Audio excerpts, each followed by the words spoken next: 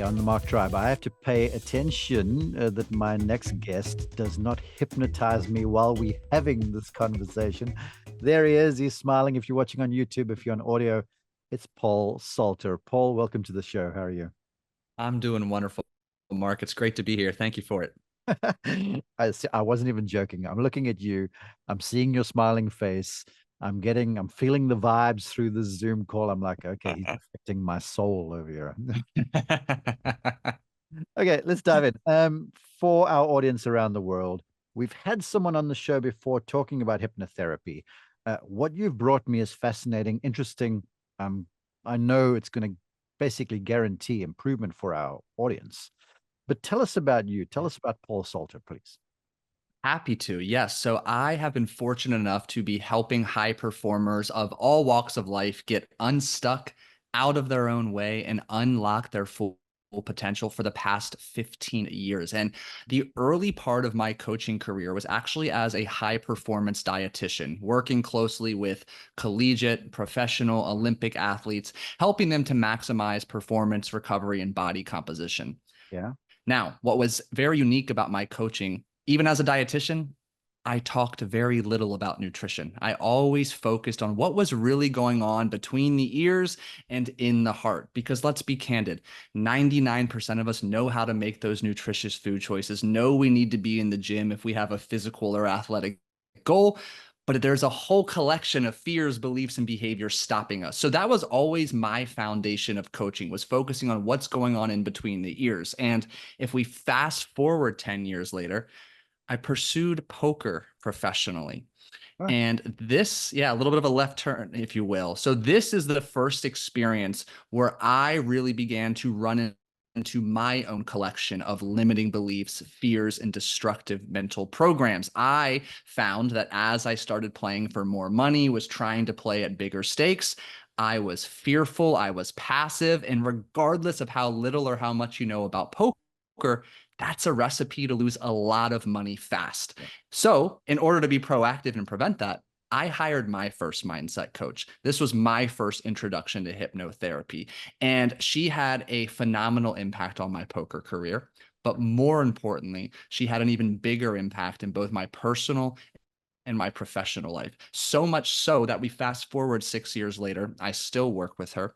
I Mhm. found the courage and confidence to walk away altogether from nutrition coaching, go all in on mindset coaching, obtain my credential as a hypnotherapist. I've been mentoring under her, another gentleman, Mr. Elliot Rowe, for the past year as well. And that is why you and I are here having this conversation today. So cool. As a golf instructor, and I've been teaching golf since Moby Dick was a minnow. I mean, back there in the early 90s.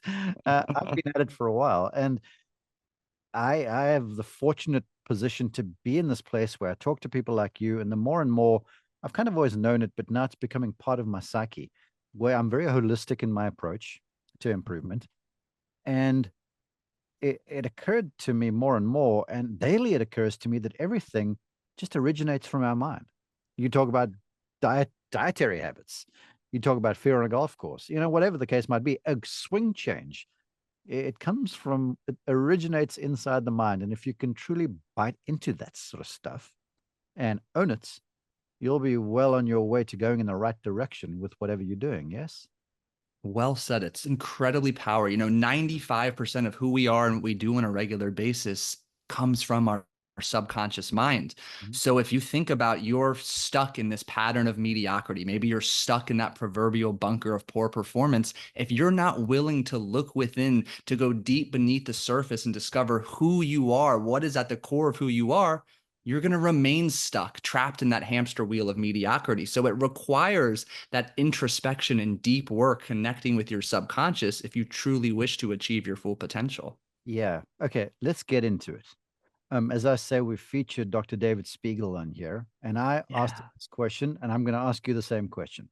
Because when it comes to hypnosis and hypnotherapy, and he smiled sort of knowingly, like paternally, when I was saying this, I was sort of saying, hypnosis, it's that thing that we will watch and we're fascinated and we're like, no, but you do it instead. I don't want to try it just yet because I have all of this apprehensive, I'm not so sure Mhm. stuff about me. So give us the overview, please.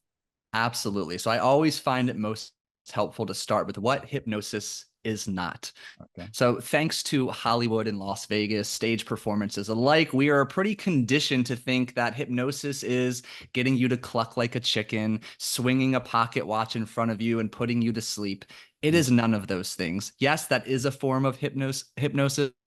It's nothing what you and myself or my clients do. So the way that I like to begin is hypnosis is not brainwashing. It's not mind control. I don't get you to surrender your deepest, darkest secrets. What it is, however, is a state of deep relaxation with the intention to make positive change. Even more, it's a natural state of mind that both you and everybody listening out there has already been in multiple times today.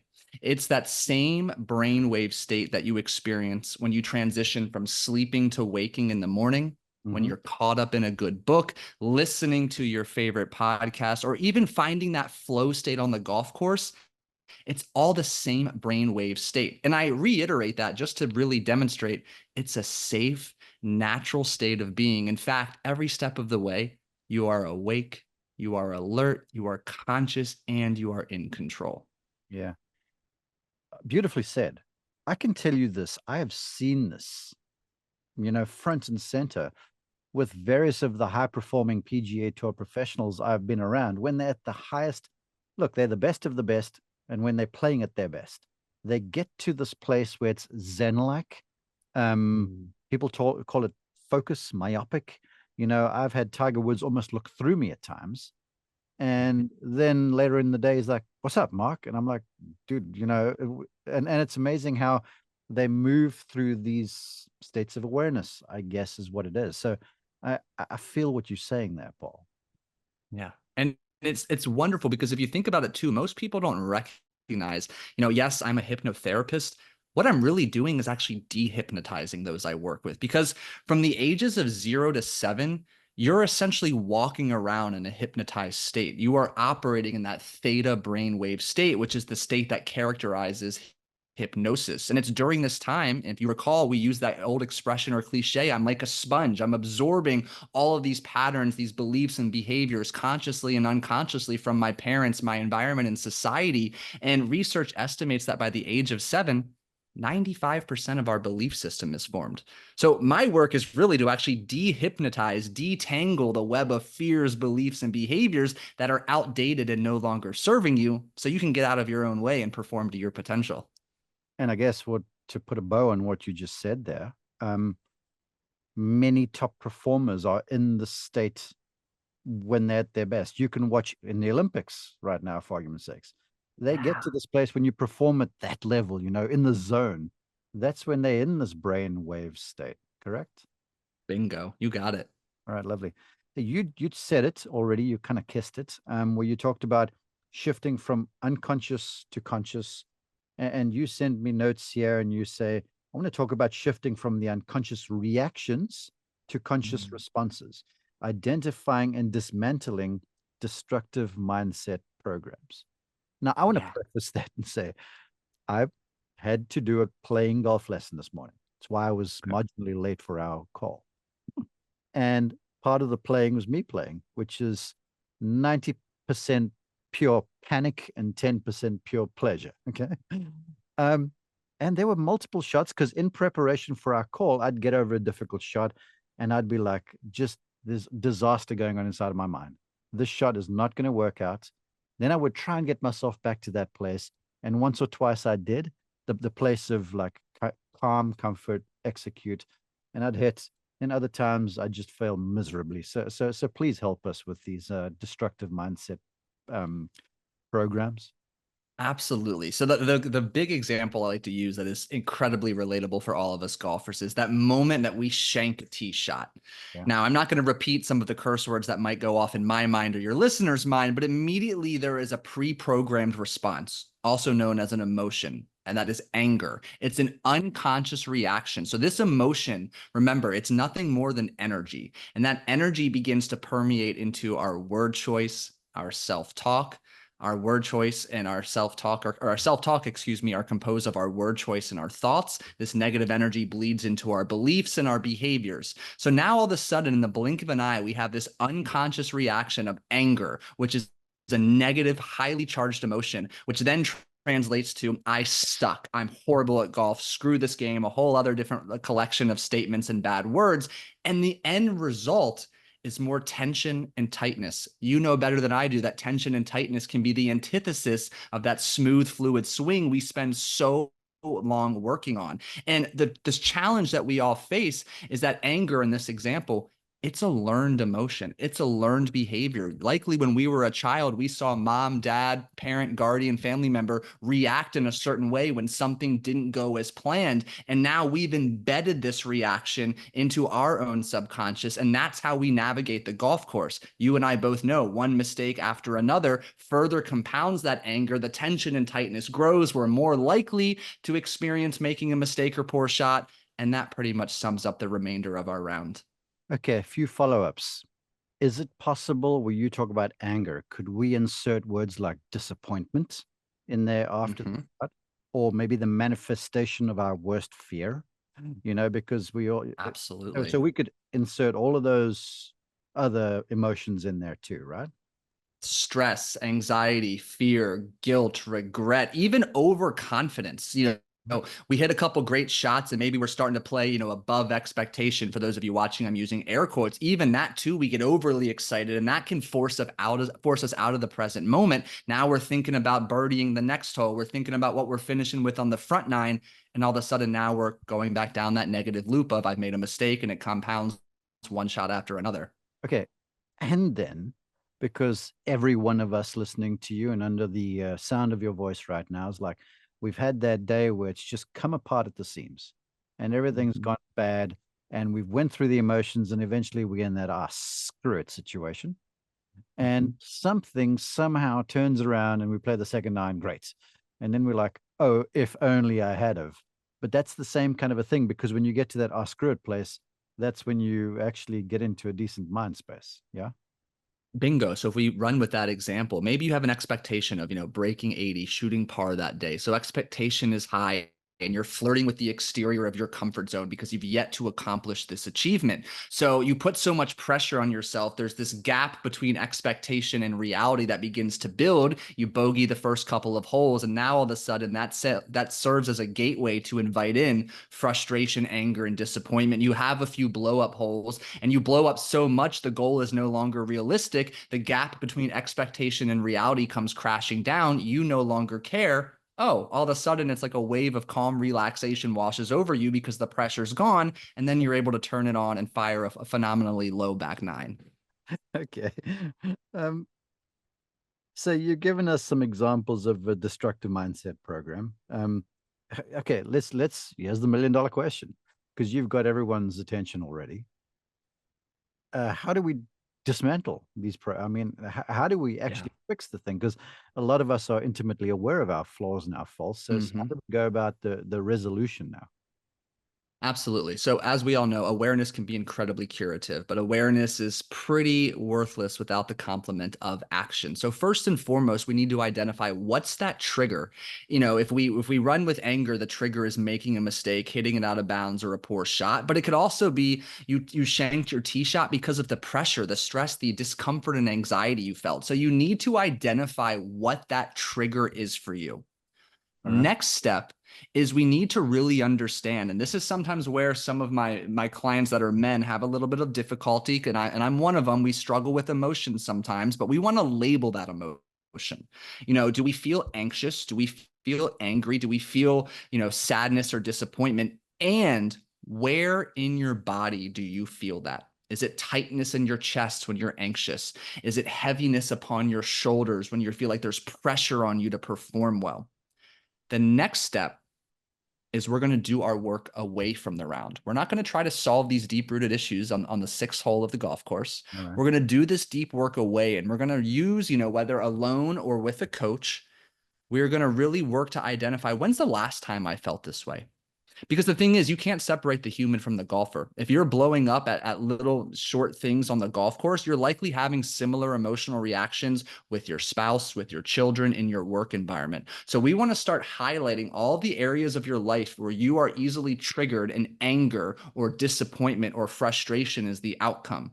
And, what I really work on prioritizing through hypnosis is I use hypnosis as a tool to allow us to go back to the origin of when you learned that behavior or that emotion. Because just like you learned them, you can also unlearn them.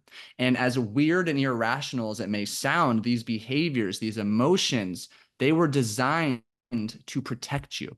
We Yeah. fast forward 10, 20, 30 years later, they're just outdated. They're counterproductive. So hypnosis, it allows us to uncover the origin of these destructive programs, not only work to understand when, why, and how they came to be, but then go unlearn them or upgrade them so that now they work for you and they're congruent with the golfer or the person you wish to become. Cool.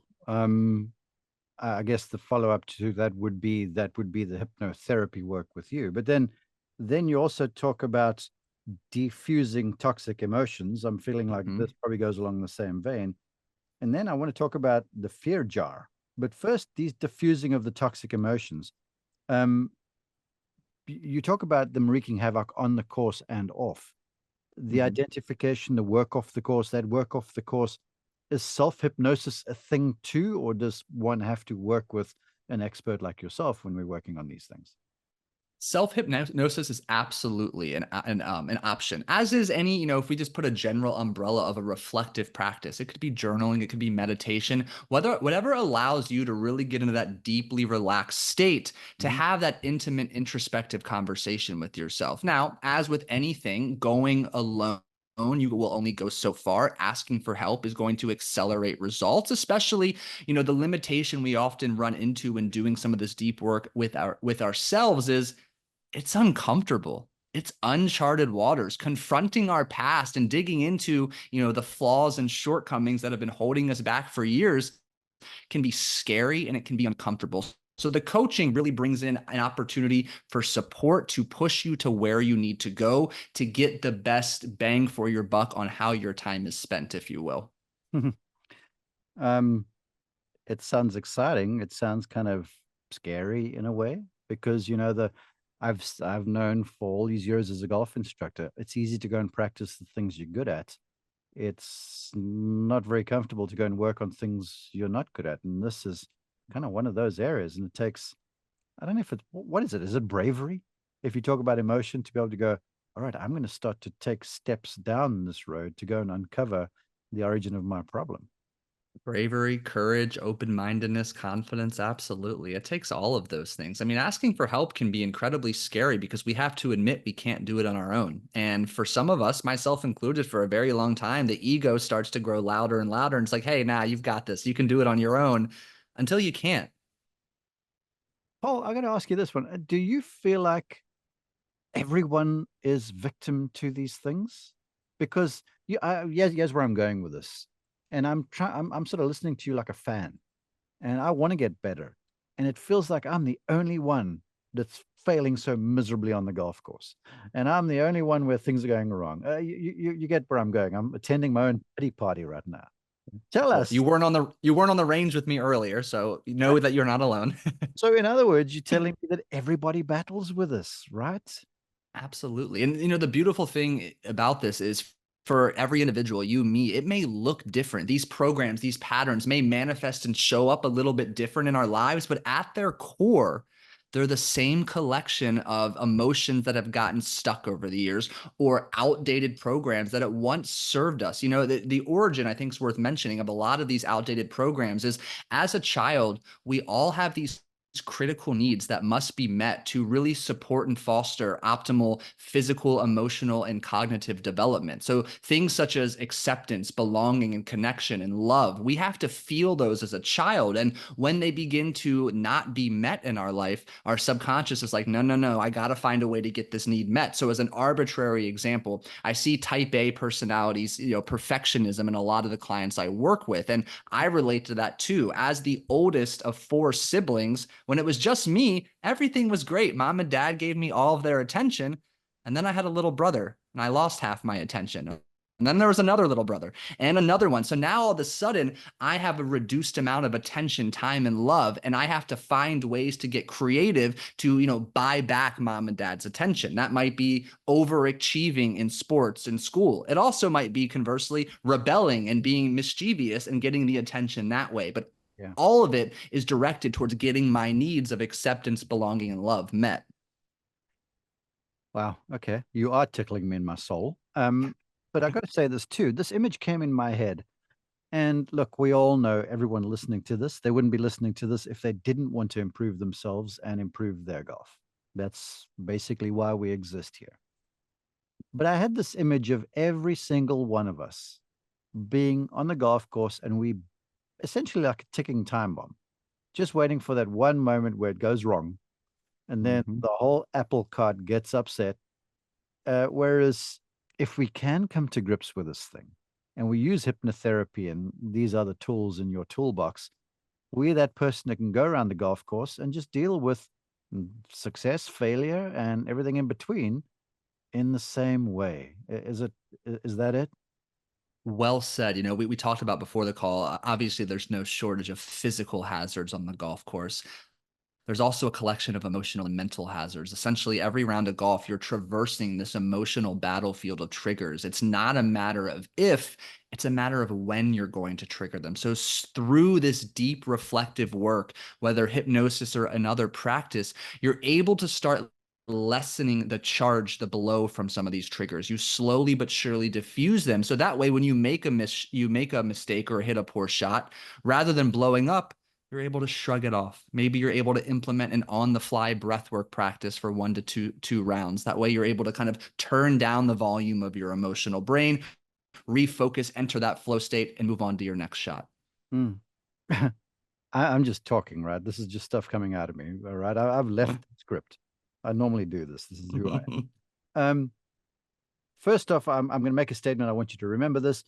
The more I listen to you, I kind of have Bob Jones in my head who said, golf is played on this 5-inch golf course. It's the space between your ears. So that's the mental and the emotional hazards over the physical hazards. But I was giving a lesson the other day, and I was trying to convince the learner that, whether you hit it in the bush or you hit it in the fairway, you got to go and hit it again. So basically, every shot is worth one. And granted, there are certain shots that are harder than the others, but just because the shot's hard, so many of us cower away, or we enter it with sort of apprehension. And that in itself is one of those behaviors that is toxic. Are you Yeah. feeling where I'm going here? Absolutely. I mean, in another way, there's fear underneath there. There's apprehension. There's anxiety. Can I hit this shot? What if I miss this shot? What if my foursome judges me for missing this shot? What happens next? Am I blowing up? Absolutely. It's a cacophony of fears that just drag us down and get us stuck in this negative spiral. But the truth is, if we're in a good headspace after we've consulted with Paul and done our homework, you'll get over those shots going, okay, I recognize that the shot is difficult. And maybe I may be not completely capable of pulling this off. So I make a smart decision and I go elsewhere. Or if I try it, yeah, it's just whatever. We're just going to try it and go and hit the next one wherever it lands. Is it as simple as that? Okay, it's as simple as that, but you and I both know simple and easy don't mean the same thing. And I'll add 2 points there. First, it's passionate acceptance. This is the nature of my next shot. And rather than marching over to that shot, maybe you're in the bunker or you're teetering by the water or out of bound hazard. Rather than going over there with a poor me victim mentality, how about changing the word choice to I get to? This is adventure. This is an opportunity for creativity to put my skill set to the test. And just a simple word choice from I have to hit this shot to I get to hit this shot. I mean, you could probably hear it in my voice. There's a change in my tonality, my body language, and that goes a long way to putting you in the correct headspace, emotional space, and physical space to make the most of the situation. It sounds so hocus pocus, though. Man, I need something I can bite into, surely, huh? I hear you. It's a bit woo because to be frank, sometimes it sounds too good to be true. It sounds too simple. And I think it's a wonderful reminder for all of us. You look at some of the most successful golfers ever. They are creatures of habit that focus on the little things. The truth is, success is boring. It is built upon a foundation of doing the same simple, powerful, productive habits over and over and over again. Mhm. All of us are like, oh my gosh, that sounds so boring. I want the next shiny thing. I want the new driver. I want the new swing. When in essence, like sticking to and remaining committed to a process, that's going to give you the most success in the long run. Yeah, absolutely. I'm reaching for this book that I've written here recently, and by the sounds of things, you're probably going to be a chapter in the next book. And in here was a man I very much respect. His name's Bob Winters, and he talks about. I just got to find the chapter here, and he talks about a vested indifference to the result. He goes, Mm. you get into the shot and you give it your everything, but you approach this with like, I have I'm completely engaged in being absolutely indifferent to whatever the result is. So I'm just going to go ahead and do me. Do you care to elaborate there? Because I feel like you're sort of talking along these lines a little bit. I'd love to. So it's such divine timing. I just had Dr. Jason Novetzky on my podcast a couple days ago, Huh? and we got into a similar topic around this, in which, it's so easy to find ourselves getting stuck in this negative mindset. And, what are we conditioned to tell ourselves or other people? It's like, be positive, stay happy, be confident. But that's not the nature of the game. So going back to your point on indifference, a neutral mindset is ultimately where we need to learn to thrive. There's an element of indifference there. There's an element of presence there. But otherwise, it's focused on what you can control. It's not overly optimistic. Every shot's going to be the best shot in the world. It's here's where I am. Okay, that's the outcome. Onward to the next shot. Yeah. Here's the chapter. It was chapter 5 in the book. The first, there were various quotes in here, but I picked out one to open it up. And Dr. Bob said, really great golfers played first in the mind because action follows thought. And then the Mm. title of the chapter was Purposeful Intent and Vested Indifference. And so I guess let's to build on the purposeful intent. That's us doing this work back at home in the shadows where people don't see it. It's not necessarily time on the range that helps. But if every good shot does come from the mind, then that's the purposeful intent, correct? Incredibly well said. Absolutely. And I think to build off of that point, I mean, many people were conditioned as golfers. All of the progress takes place on the range. And of course, as you get up in ranks into the next level, you begin to recognize and feel the importance of the mental game work. But one of the reasons we get stalled on the physical, the swing aspect of the game is because our mental game is lagging. Learning any new skill is a process. There's a framework to all skill learning called the adult learning model, or the conscious competency model of learning. So we go through these known phases where once we're aware of a skill and the value of developing it, we're going to spend a lot of time with repetition and practicing. That's going to lead to frustration and discomfort. But when we bring the intention of knowing it's a long game, we know how the act of learning a new skill, taking it from novelty to proficiency to mastery, and what that path looks like, it allows us to diffuse some of that expected frustration, anger, and disappointment, and ultimately have a smoother, faster ride to get to where we want to be.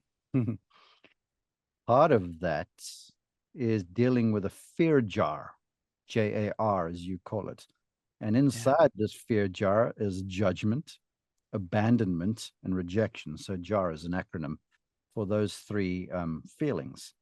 How fear shows up on the golf course and what we do about it. So let's talk about this fear jar because um, the great Sam Snead once said, um, basically, you can't play golf fearfully. You'll never be successful. And that sounds good. And we're like, all right, we won't be fearful. But all of a sudden, it creeps up on you. And then the next thing you're riddled with this emotions, with judgment, abandonment, rejection. So please go there. Absolutely. So we are all biologically wired with those three core fears: judgment, abandonment, and rejection. And that's simply because we are a community centric or tribal species. Yeah. Thousands of years ago, if you were judged or rejected or ultimately abandoned by your tribe, well, you either starved to death or you were eaten by a saber-toothed tiger. Yeah. Now, we fast forward thousands of years ago, and we don't have the same fear of the saber-toothed tiger or starvation. However, those fears are still hardwired into our DNA. So we give the classic example is we are playing with a new group of golfers who we know their handicaps are a good 5 or 6 points better than ours. will they want to keep playing with us if we don't perform to their standards, expectations, or skill level? So we're a little tense, we're a little anxious, we're a little nervous standing there over the ball on the first tee. And it's that fear of being abandoned by that new tribe that we wanted to play with, that we wanted to become our networking group, our friend group, whatever it may be. And we bring that tension, that fear into our swing. Obviously, it doesn't lead to swinging to our potential and hitting the best shot possible. And if we continue to bring that into our round, we play well below our potential. And it's all because we have this fear of judgment or being rejected by our playing group. And that ultimately becomes why we struggle to perform at our best. Is this why the walk from the driving range to the first tee is so long? And it's like we step through this time warp continuum and we flush it on the range and we get to the golf course and we can't hit the broadside of a barn. It absolutely can be a contributing factor. It's crazy. Along those lines, then, one of your points is cultivating confidence on demand. Now, if we're going to sell books, you may as well, if you title it this way, then a lot of books. So help us cultivate confidence on demand, please. Absolutely. You know, one of the best things about our brain when we begin to dive into a deeper understanding is our brain has no shortage of evidence to support whatever it is we believe or are focusing our energy on. So, with that said, we need to build up evidence of all of the moments to reinforce where we have achieved a goal, overcome a hardship, and experienced a deep, profound sense of confidence. Because at all times, we are working against the fact that our brain is hardwired to scan our environment for negativity and threats. It's estimated in a given day we have 50 to 70,000 thoughts, and at least 80% of them are negative. So one bad shot is just going to move that filter into the negative loop and make it incredibly difficult to find that confidence. So the way we start building confidence is really building up an evidence of library. I'm going to share a simple tactic I use, and I use with a lot of my clients, is I use the Notes app on my phone for golf and non-golf related bullet points of all the moments I achieved something I worked toward, I remained committed, I followed through, so I can consistently refer to that to remember all the reasons why I can feel confident. But I will tell you, at the core, the single biggest way, fastest way to cultivate confidence is to simply follow through on the promises you make to yourself. That is how you build confidence, because you set a goal, you commit, you weather the storm, the inevitable and expected challenges, and you achieve said goal. The act of follow through on commitment is how we build confidence fast. So from a golfing standpoint, it looks like getting the necessary work in on the aspects of your game you love and you don't enjoy so much. Extra time on the range, doing the little things like preparing your nutrition and fluids the night before, or doing the little things like your pre-shot routine, every single shot you take. When you build up that consistency, that leads to competency, and that skyrockets confidence. Okay, I'm going to pick something out there because you've tickled my fancy. I love all of that. First off, that pre-shot routine, I see countless pre-shot routines which are kind of empty, where the golfer is going through the motions and they're not mentally invested. And then to this behavior of cultivating confidence, I saw this sweet reel by Michael Phelps that I passed on to my daughter. And he called it a hardwire brain hack. And I guess in a way, it's what you train people to do. And he was like, when he was preparing for a race and it became a habit, and I'm paraphrasing, that every doorway he would walk through, he would positively affirm himself, say something. Yep. Because when you're going into a new room, you're changing destination. So this was an easy way to go to a new place. So he kept on doing this to help his mind to get into a new place.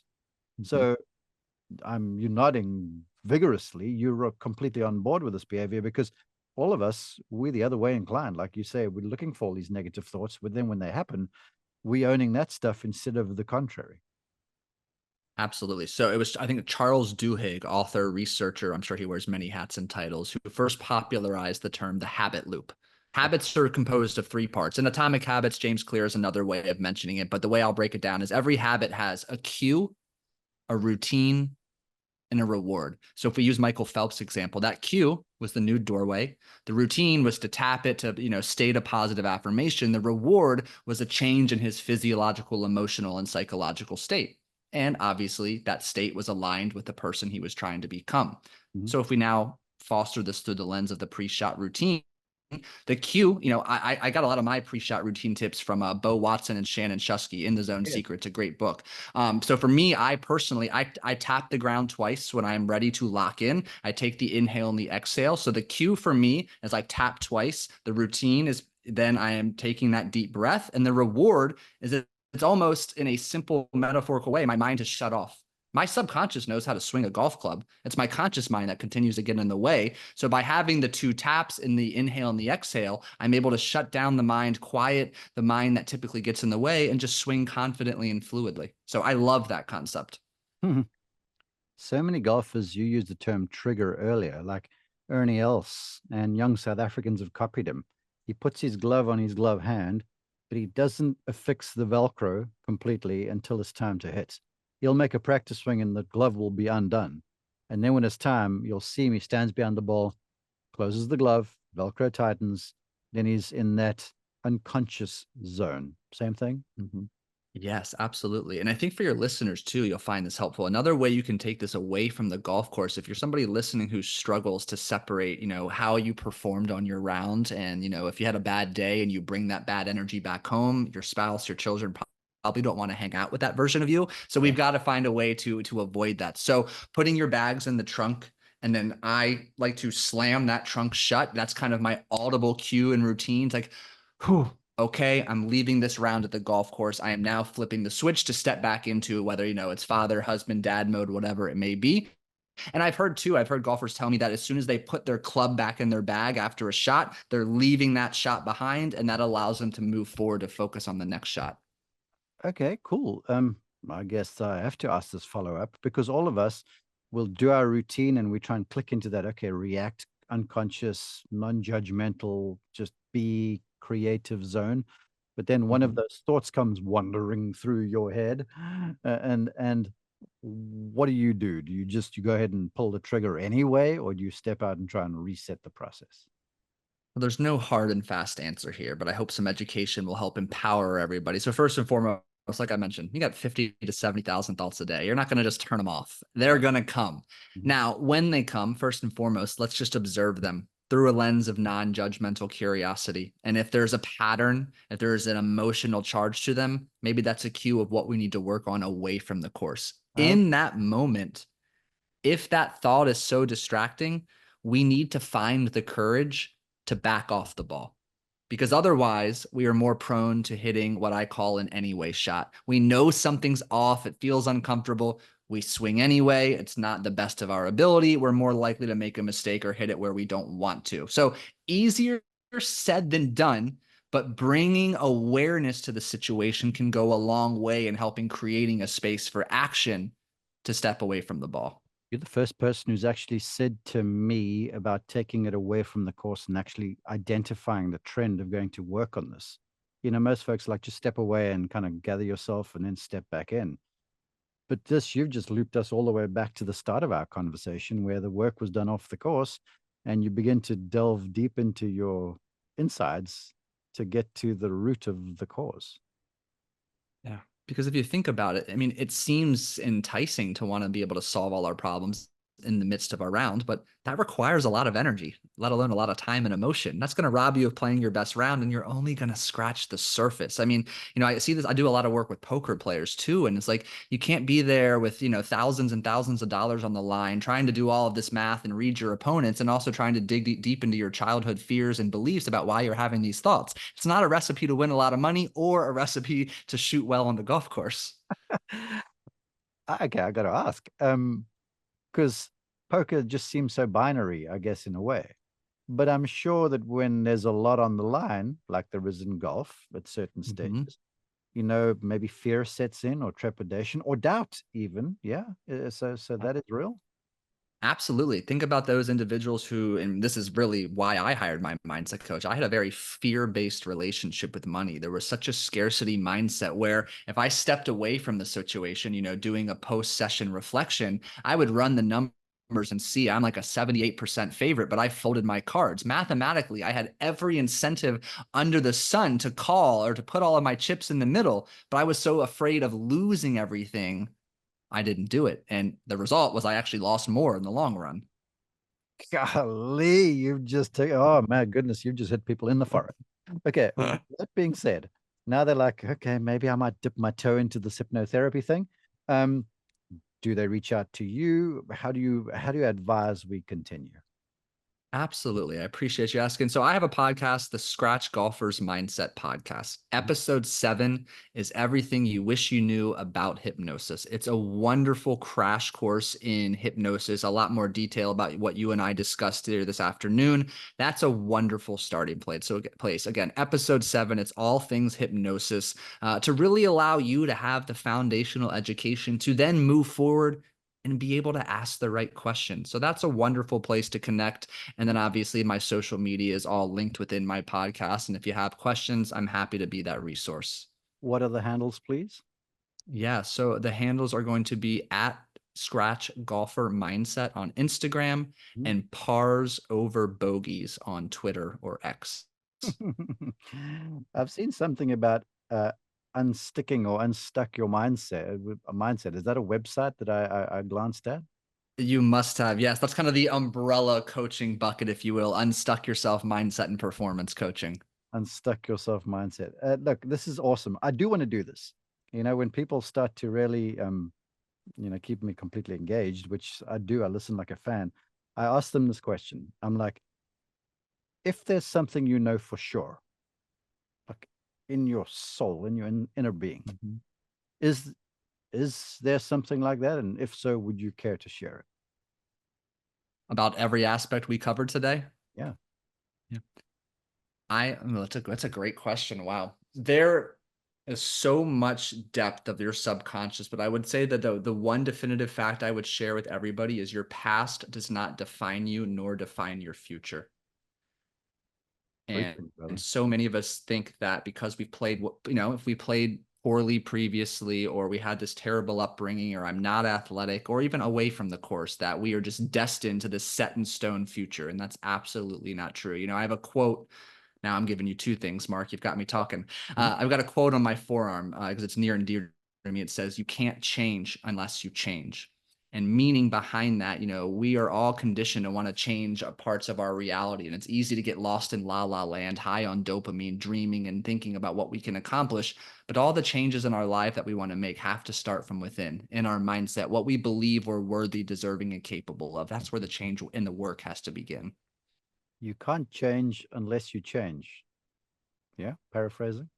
Yeah. No, spot on. What a great way to sign us off, Paul. Fantastic. Appreciate you joining us. This is wonderful stuff. If people want to reach out and actually work with you, do you do sessions on a platform like Zoom or FaceTime or something like that? Can they reach out? Absolutely. All of my sessions are via Zoom, which allows you to be in the comfort of your own home to create a safe, relaxing environment where you're able to go deep and go deep quickly. So the best place would be on social media, Instagram, or email Paul at unstuckyourselfmindset.com. Perfect. I'm sure there'll be lots of folks reaching out. Thanks for your time, Paul. I appreciate you. Thank you, Mark. It was a pleasure.